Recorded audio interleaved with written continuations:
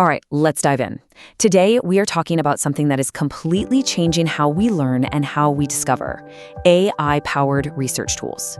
These things are a total game changer for literally everyone, from students to top-tier scientists. So let's get into it. First, I want you to just look at this number, 5.14 million. Any guesses? That's how many academic papers get published every single year. It's an absolute ocean of information, and it's growing way, way faster than any person could ever hope to keep up with. And that right there, that's the central problem of modern research, just a complete overload of information. So it leads to this huge question, right? When you are literally drowning in data, how on earth do you find the important stuff? How do you find that signal in all the noise? How do you connect the dots when you can't possibly read everything? Well, this is exactly the problem that AI is stepping in to solve. The best way to think about this technology is like a brand new toolkit for the modern researcher. Look, these tools are not here to replace our brains. They're designed to be a sidekick, to augment what we do. They act like these incredibly powerful assistants that can sift through, sort, and synthesize information at a speed that's just, superhuman. So what are we actually talking about here? Well, AI research tools are basically specialized software that use artificial intelligence to do all the heavy lifting, the most tedious manual parts of research.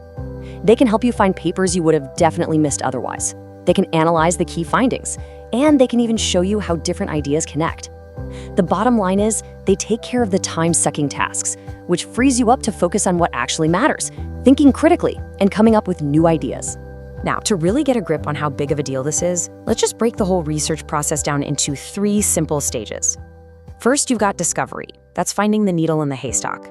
Next up is synthesis, which is just trying to make sense of everything you found. And finally, there's writing, getting your findings out into the world.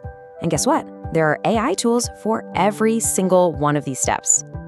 Okay, so for that first phase, discovery, think of tools that are basically search engines on steroids. Instead of just matching keywords, they actually understand the meaning of what you're looking for. A tool like Semantic Scholar, for instance, uses something called semantic search to find papers that are conceptually related, even if they use completely different words. And then you have others, like Research Rabbit, that literally draw you a map of the citation network, showing you exactly who cited a paper and what papers it's citing. It's like creating a visual family tree for an idea. So you found 100 promising papers. Now what? This is where synthesis tools come in. Things like Elicit in SciSpace can, for all intents and purposes, read those papers for you. It's wild. They pull out the key data points, things like sample sizes, the methods used, the final outcomes, and they organize it all into these neat structured tables. They can summarize a super dense article in just a few seconds, letting you compare the findings from dozens of studies all at a glance. And that brings us to the final stretch, the writing stage.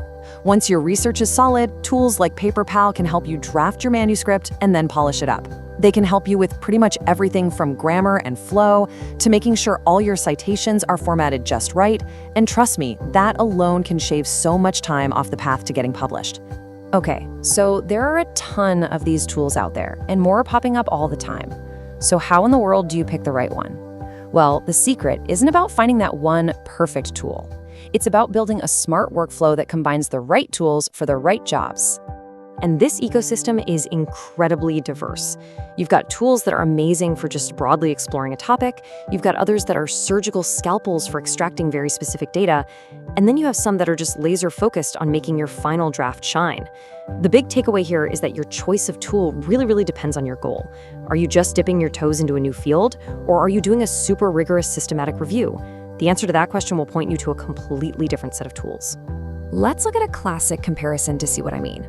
On one side, you have a tool like Semantic Scholar. It's fantastic for casting a really wide net to find those foundational papers in a field. It even gives you these little AI-generated TLDR summaries so you can vet an article in seconds. But then on the other side, you have a tool like Elicit, which is built for surgical precision. It's designed to pull out very specific data from dozens of papers and organize it perfectly for a systematic review.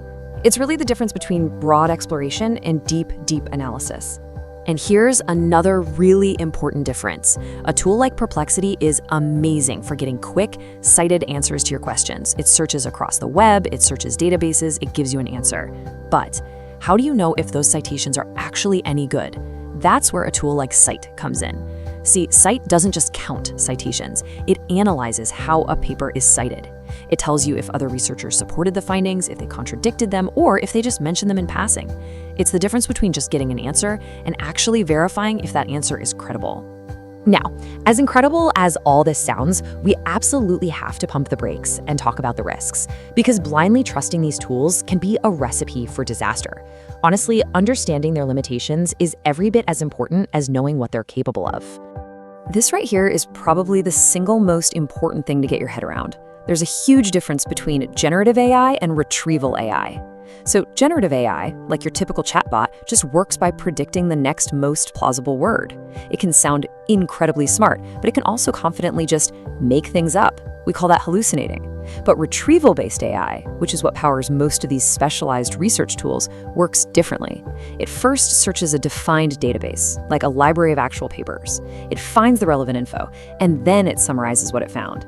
Its answers are grounded in real, verifiable evidence.